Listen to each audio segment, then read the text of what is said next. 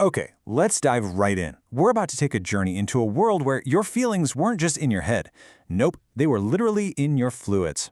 This is the strange, surprisingly systematic, and kind of wild world of medieval psychology. I mean, just let that image sink in for a second. Emotional tar. In the medieval world, feeling down wasn't a reaction to a bad day. It was a sign that your internal plumbing was backed up. A real physical substance, cold and dark, was literally weighing you down. It's a fair question, right? It sounds completely bonkers. But to get it, we have to understand the system it was all built on. A system, by the way, that dominated Western medicine for over 1,500 years. So, yeah, let's break that down. The entire foundation of this way of thinking, it all comes down to a single, really powerful idea about what's actually inside the human body. And this is it. Humoral theory. This is basically the master key to unlocking the entire medieval mindset. The core idea is actually pretty simple. Your physical health, your mental health, it's all just a reflection of the balance, or imbalance, of these four core fluids sloshing around inside of you. And here are the big four. You know, what's so wild is how systematic it all is. Everything connects. Blood was seen as hot and moist, and if you had a lot of it, you were a cheerful, optimistic person. Phlegm was cold and moist, making you calm, maybe a little lazy. Yellow bile, hot and dry, and that was the source of anger. And there it is again. Black bile, cold and dry, was the direct physical cause of sadness, melancholy. Now, this wasn't just some old folktale. This was serious science, codified by brilliant minds, and the main architect was Galen, a Roman physician. His work was so influential that it became the undisputed medical fact for the next millennium and a half. Seriously, for centuries, questioning Galen was like questioning gravity. It just wasn't done. So here's the crucial part. With this system locked in, emotions stopped being these abstract feelings. They became diagnosable, physical problems that had physical solutions. So let's take your first case study, sadness. Let's say you're feeling despair, or you're spending way too much time in quiet thought. A medieval doctor would know exactly what was wrong. It wasn't complicated. You just had too much black bile. The diagnosis was simple, direct, and totally confident. And the treatment? Well, it followed that same physical logic. If the problem is a bad substance, the solution is simple: get it out.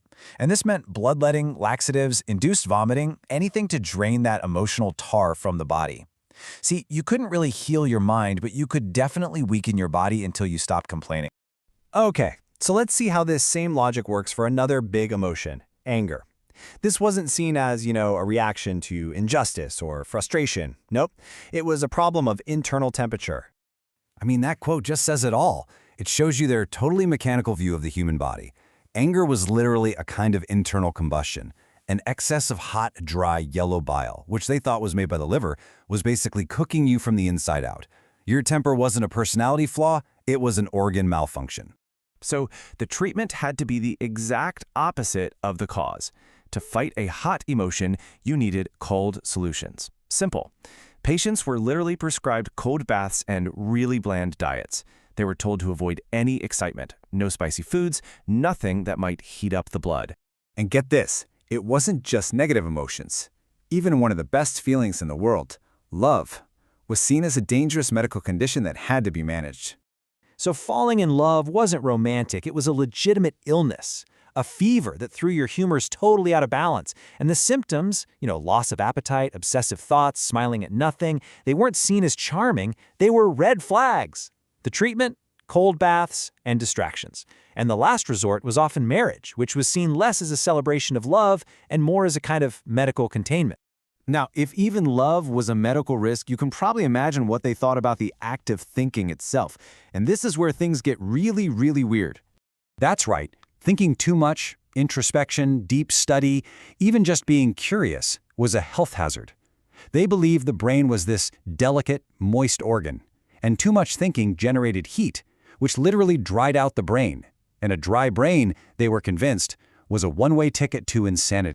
This just shows you how completely upside down their view was from ours. Where we see mental exercise that builds resilience and makes us stronger, they saw a dangerous activity that invited sadness and led to madness. The advice was basically, think just enough to do your job and say your prayers, but for goodness sake, don't ask any follow-up questions. And, this medical advice just so happened to perfectly reinforce the existing social structure. Scholars and artists, well, they were prime candidates for a dangerous buildup of bile. Philosophers were basically asking for insanity. And women? Well, their brains were considered naturally wetter and colder to begin with, which made serious intellectual thought not just inappropriate, but medically irresponsible. So, restricting them was framed as protecting them. So this brings us back to that first big question. How did a system that was so obviously factually wrong last for so long? Well, the answer has less to do with science and a lot more to do with human psychology. This system didn't just survive, it thrived because it was confident. Think about it. In a world of plague, famine, and constant war, uncertainty was terrifying. Humoral theory offered simple, clear answers for everything.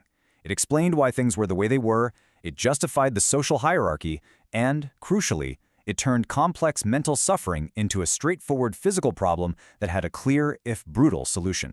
And this, right here, is the real takeaway. This wasn't a failure of intelligence. It was a failure of tools. Sure, but it was amplified by a very, very human need for certainty. They built a system that felt right, that explained their world, and they held onto it for dear life, because the alternative was admitting they just didn't know. Which kind of leaves us with one final thought. We like to think we're way beyond this kind of thing now. But in our own world, which is overflowing with information and complexity, don't we still gravitate towards those simple, confident explanations? It really makes you wonder, what emotional tar are we still trying to explain away today?